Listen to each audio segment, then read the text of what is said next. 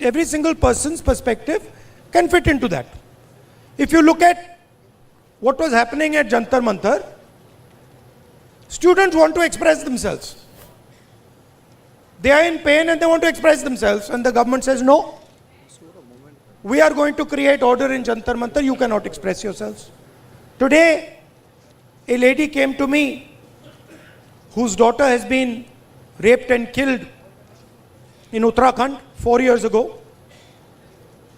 She's crying, she's trying to express herself, and the system says, sorry, we're not going to allow you to express yourself because it will create disorder if you express yourself. So, their job and their political philosophy is to impose an order on India, and an order that benefits them and certain other people. And our job is to make India express itself and break that order.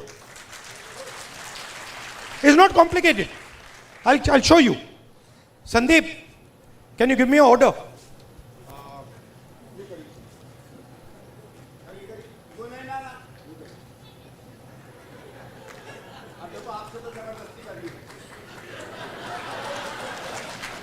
This is RSS. This is रचनात्मक कांग्रेस. एक और order दो भाई, हाथ मिलाने का order दे दो. चलो सिंपल कर देते हैं, फ्रेंडली जेस्चर, हाथ मिलाने का ऑर्डर कर देते हैं. हाथ मिलाने का ऑर्डर दो. Our job is very simple, and we can drive them crazy. इनको हम मतलब पागल कर देंगे. मैं आपको बता रहा हूं, नरेंद्र मोदी रात को नहीं सोता है.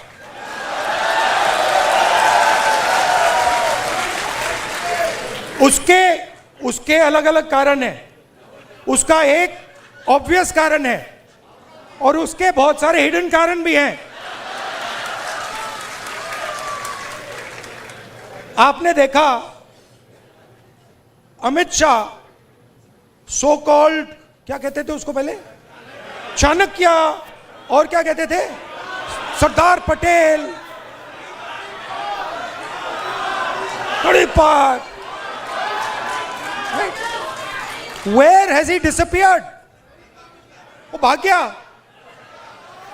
वो 20 दिन के लिए पार्लियामेंट हाउस में नहीं घुस पाया वो. Why?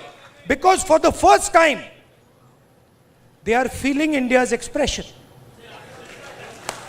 और अब इनको बात समझ आ गई है कि अब ये देश अपने आप को एक्सप्रेस करने से नहीं रुकने देगा. ये चल रहा है गया, और आपको अपना छोटा सा मतलब आरएसएस का ऑर्डर क्रिएट करना है, क्रिएट कर दो, उठा के तोड़ के फेंक देगा. ये उसका एक तरीका है, मोहब्बत की दुकान है. वही बेसिकली वही कह रहा हूं. वो कह रहे हैं, देखिए, आइए संदीप, फिर से आपको डिस्टर्ब करता हूं. अब आप मुझे एक ऑर्डर दीजिए. हाँ, नहीं, आप एक ऑर्डर दे, एक ऑर्डर दे दीजिए मुझे, कोई भी ऑर्डर. ये क्यों किया मैंने? एक ही कारण है, क्योंकि मैं डर गया. अगर मैं ऑर्डर से डर गया, ऑर्डर देने वाले से डर गया, तो मैं अपने एक्सप्रेशन को बंद कर दूंगा. अगर नहीं डरा, क्यों मैं बंद नहीं करूंगा. मैं अंदर अपने एक्सप्रेशन को मतलब अंदर से गाली दूंगा कि भैया मुझे मतलब ये अच्छा नहीं लग रहा है. But that is an expression of fear. That is cowardice. And frankly, I must tell you, a lot of people in India, and this is something that has disturbed me, a lot of people in India have been behaving like cowards. So many people. They have been behaving like cowards against this cowardly force. Now I can understand if you are fighting the British Empire and suddenly you say, I'm feeling a bit scared. But you're fighting a bunch of jokers. How can you feel scared? You're literally, please understand, you're literally fighting a bunch of jokers, clowns, right? Who have no idea about our philosophy, no idea about our history, right? They're a bunch of clowns. Now, I couldn't say this. I can naturally say this about my friends in the RSS. It's obvious to me. In fact, it's obvious to most people that these people have no understanding of India. Right? Why? Because somebody who cannot connect with India as it is today cannot understand India. To understand India, you can't understand India 3,000 years ago. You have to understand it today, right now. And to understand it today, the only way to understand it today is if you understand its expression. These people, please watch them. Please watch them. I'll show you. Bhaiya, 3-4 of you come here. आइए अभी आइए. Just come. Just stand like this. Just stand next to him. Just stand next to him. Just come. Stand here. Now do that RSS salute. That one. How do you do it? Just do it. Just do it. Just do the RSS salute. See, they're not taking the order. Right? But this is what that structure looks like. This is what the RSS looks like mentally, conceptually. Now let me show you the Congress. Let me show you. No, they are now, suddenly they became the Congress. See? So these people, what have they done? What is the magic trick? The RSS has been utilized, has been captured and been utilized by large capital. Okay? Please understand, large capital, Mr. Ambani, Mr. Adani, these guys have captured the RSS. The RSS ceased to exist long ago. What was the RSS? The RSS was the expression of the small Indian businessman. Goldsmith, jeweler, Banya, that was the RSS. That died. It's gone. Today the RSS is an instrument of Mr. Adani. That's all it is. And they stand there with their lathis and all making a fool of themselves. Hindi में बोलूं, मेरा कहना है RSS क्या था? RSS जो छोटा businessman था, मैंने स्टडी की ये बात, जो छोटे छोटे बिजनेस वाले थे, मिठाई की दुकान चलाते थे, सोनार थे, लोहार थे, इनकी फोर्स थी. उनको तो उन्होंने धोखा दे दिया, मार दिया. वो तो सब मर गए. आरएसएस ने डीमोनेटाइजेशन कर दिया, जीएसटी कर दी और अपने ही लोगों को धोखा दे दिया, खत्म कर दिया. उसके बाद क्या हुआ? शुरुआत कैसे हुई? शुरुआत वाजपेयी जी के टाइम में प्रमोद महाजन ने की. कैपिटल इंजेक्शन को आरएसएस के अंदर उसने डाला, पहला फर्स्ट स्टेप. और second step Narendra Modi. Final corporatisation of RSS और Narendra Modi. It's obvious. RSS as original force is dead.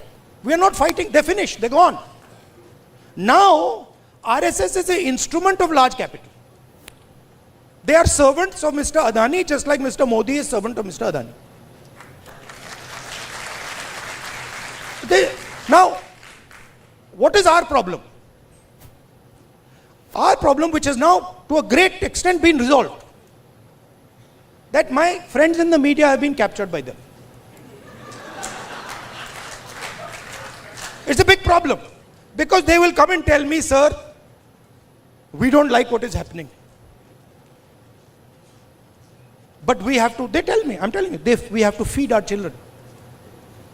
हमें भी नौकरी करनी है. मेरे मतलब वो प्राइम मिनिस्टर हाउस के सामने पुलिस वाला है, मेरे कान में विस्पर कर रहे हैं, भैया इनको हटाइए, आप यहां से इनको हटाइए. वो मुझे हटा रहा है और मेरे कान में कह रहा है, भैया इनको हटाओ. मैंने कहा ये क्या बात कर रहे हो? नहीं हमारी नौकरी है, हमें काम करना है। अंडरस्टैंड, इनका भी एक्सप्रेशन मैं समझता हूं कि आपको अपने बच्चों की स्कूलिंग करानी है, फ्यूचर बनाना है, but there is also something known as national spirit.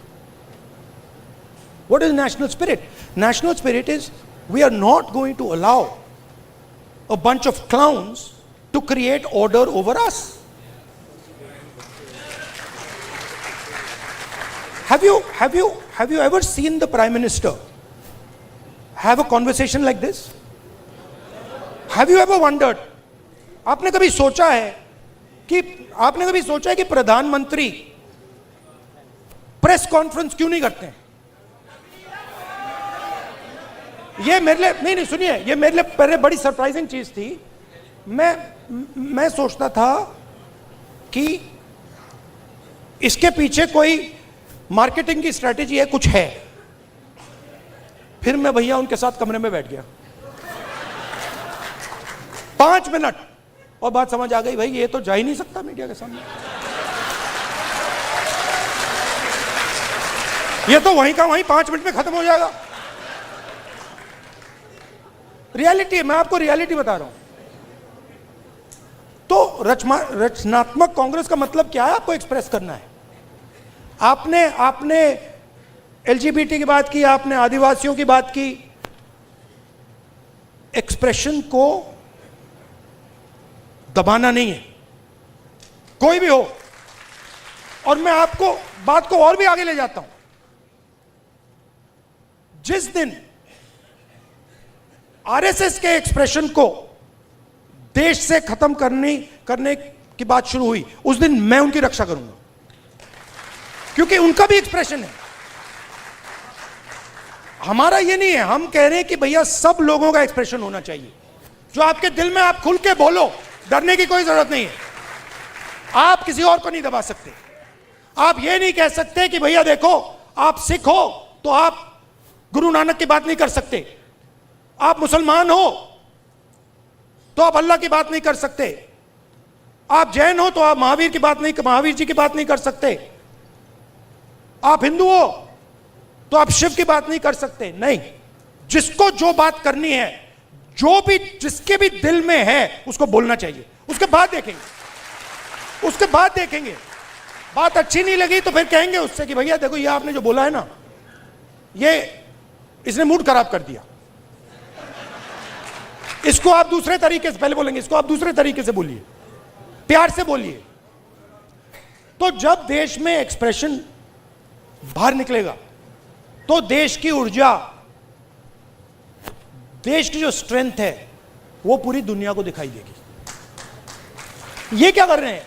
ये देश पर एक्सप्रेशन को मार रहे हैं। और आप बिलीव नहीं कर सकते इनके साथ हुआ क्या। मतलब आप इमेजिन नहीं कर सकते हुआ क्या इनके साथ। ये गए, आई एक्सप्लेन। ये गए, संदीप आना जरा, ये इनका पता नहीं कहां से इनके दिमाग में घुस गया। अब अजीब चीजें घुस जाती है, बट इनके माइंड में घुस गया कि foreign policy is this.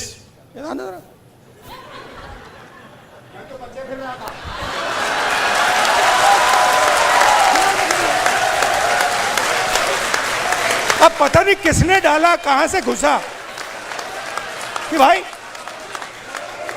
Foreign policy का मतलब imagine the ignorance. Foreign policy. एक चीज पूछ सकता हूं? हाँ, मेलनी समझ के तो नहीं पकड़ा था? I have not reached there yet. But पता नहीं कहां से घुस गया कि फॉरेन पॉलिसी का मतलब नेताओं से गले लगना।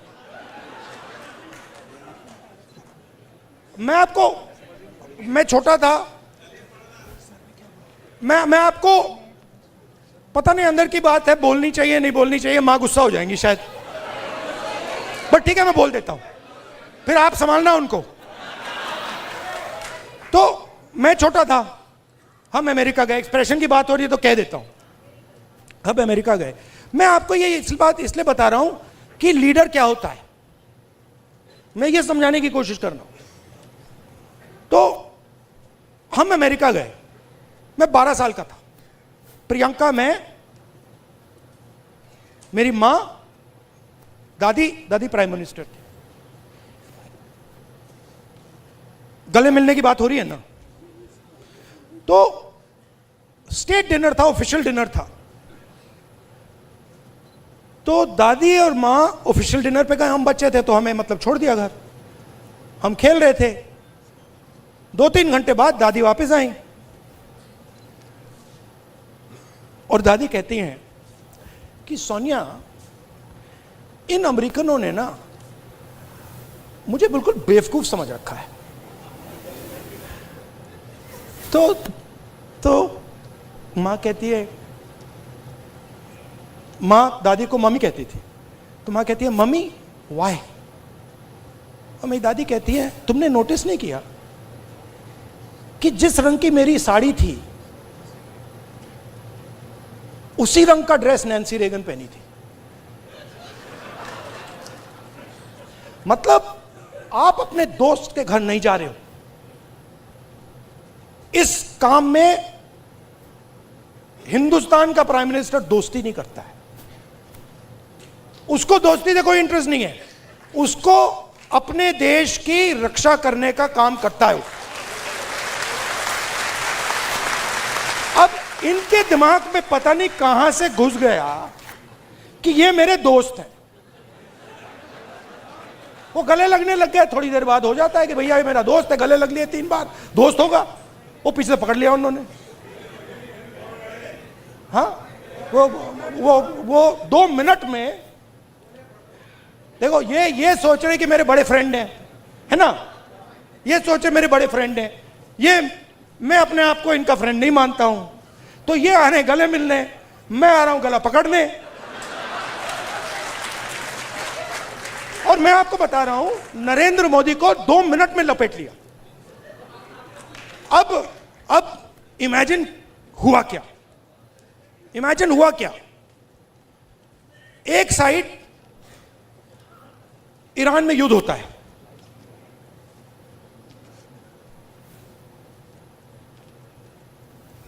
हिंदुस्तान के लिए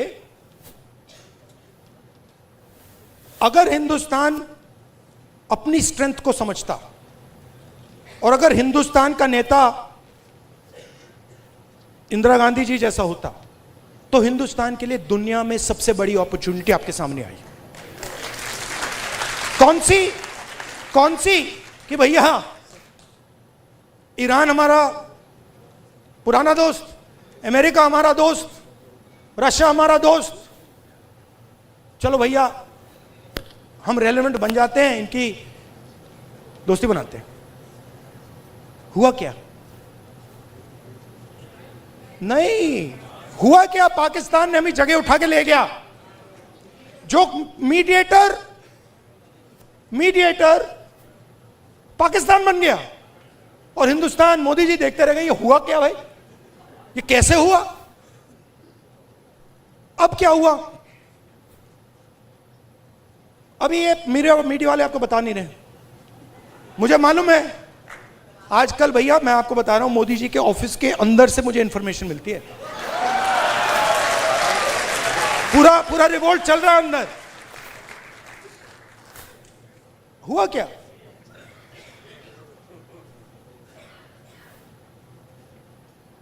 हमारी पेट्रोलिंग एरिया में चाइना ने अरुणाचल में हमें पेट्रोलिंग करने से मना कर दिया कि भैया हाँ ठीक है, वो सब बात ठीक है, ये आपकी जमीन है, मगर आप यहां पेट्रोलिंग नहीं कर सकते। राजनाथ सिंह जी, अमित शाह जी और नरेंद्र मोदी जी की हवा निकल गई है। वो क्या कर रहे हैं, ऑपरेशन अभी चल रहा है। सारे मीडिया के एडिटर्स को कॉल कर रहे हैं कि भैया ये बात आप अपने अखबारों में मत डालो, छुपाओ।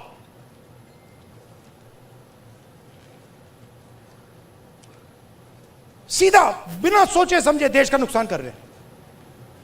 मैंने देखा, नहीं मैंने अपनी आंखों से देखा, गलवान के बाद प्रधानमंत्री आए जूम कॉल थी, प्रधानमंत्री कहते हैं हिंदुस्तान की जमीन का 1 इंच चाइना ने नहीं लिया।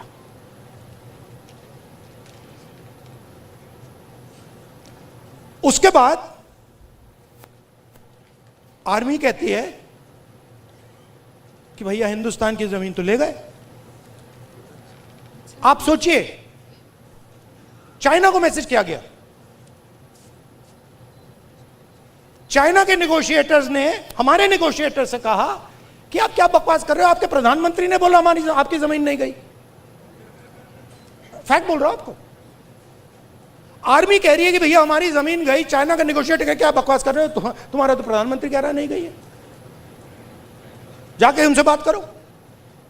तो इन्होंने इंटरनली देश को खत्म कर दिया है, फॉरेन पॉलिसी उड़ा दी है, और सारा का सारा काम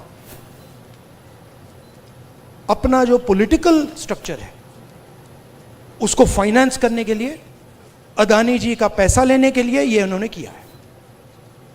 अब ठीक है, पहले क्या था, मूड खराब था, आप लोगों में भी मूड खराब था। मेरे पास लोग आते थे, भैया ये कब होगा, कब खत्म होगा, कब खत्म होगा, इसमें तो 10 साल लग जाएंगे।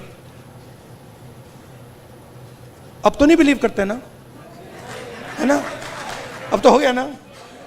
हाँ, क्योंकि अब कांग्रेस पार्टी, ऑपोजिशन, सबका एक्सप्रेशन चालू है, अब नहीं रुकने वाला। वो क्या, हाँ, thank you, tata, goodbye. और मैं आपको बता रहा हूं, आप लिख लो, जिस दिन तक नरेंद्र मोदी अपना इस्तीफा नहीं देंगे, अमित शाह नहीं हटेगा, उस दिन तक नरेंद्र मोदी और अमित शाह नहीं सो पाएंगे। उनको हम जगा के रखेंगे, पूरी रात जगा के रखेंगे, जब तक वो कोलैप्स करके कहें कि भैया ये हमारी बस की नहीं है, माफ करो, छोड़ दो हमें। और बिना नफरत के, बिना हिंसा के, बिना नफरत के हम हमारी देश की संस्कृति, हमारे देश के कल्चर की लड़ाई लड़ रहे हैं। हमारा देश नफरत का नहीं है, मोहब्बत का है, प्यार का है, भाईचारे का है, अहिंसा का है। ये हम प्रूव करके दिखा देंगे सबको। अब आप सबको, जब आपको ऑर्डर मिले ऊपर से, अच्छा लास्ट बात बताता हूं, ये मैं बात समझा कब, ये ऑर्डर वाली। मैं एक दिन लोकसभा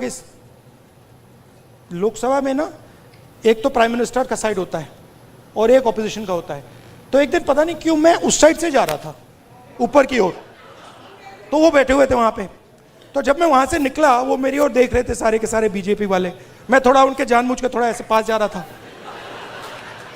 और मैं, वो घूर के देख रहे थे, मैं भी घूर के वापस देख रहा था। तो एक बीजेपी के सांसद ने पता है क्या बोला, मैं सुन लिया, वो मेरे लिए एक्चुअली था नहीं, मगर मेरे कान में घुस गया वो, क्योंकि ओपोनेंट, मतलब ओपोनेंट गुरु होता है हमारे सिस्टम में, हमारी फिलोसॉफिकल सिस्टम में ओपोनेंट गुरु होता है, वो दुश्मन नहीं होता, वो हमें सिखाता है, और उससे हम नफरत नहीं करते हैं, उससे हम प्यार करते हैं, बट हम उसको समझाना चाहते हैं यार तू गलत रास्ते पे चला गया है, प्यार से। तो उसने क्या कहा, उसने कहा पता है, ये जो है ना, मेरे बारे में बोला, ये जो है ना, अपने कॉलीग से बोला, ये जो है ना प्रॉब्लम पता है क्या है। वो बोलता है क्या है, कहता है ये, फिर उसने थोड़ा गंदा शब्द यूज किया, वो मैं नहीं यूज करूंगा, स से, ये किसी खांचे नहीं, ये किसी भी खांचे में नहीं घुसता है, इसको ये कहीं भी नहीं फिट आता है, ये कहीं भी घुस जाता है, अपना करता रहता है। हां, मैं और हम सब किसी खांचे में नहीं घुसने वाले लोग। हमारे पास हजारों खांचे हैं। देखिए मैं आपको बताता हूं, आप सिख हैं, ठीक है, पहला खांचा। दूसरा खांचा, आप बॉलीवुड स्टार जैसे हैं लुक में, दूसरा खांचा। तीसरा खांचा, आप भाई हैं, राइट। चौथा खांचा, आप स्पोर्ट्समैन हो, राइट। हम सबके पास हजारों खांचे हैं, जो चूज करना कर लो, किसी एक खांचे में नहीं फंसना। Love you all, thank you very much, keep fighting.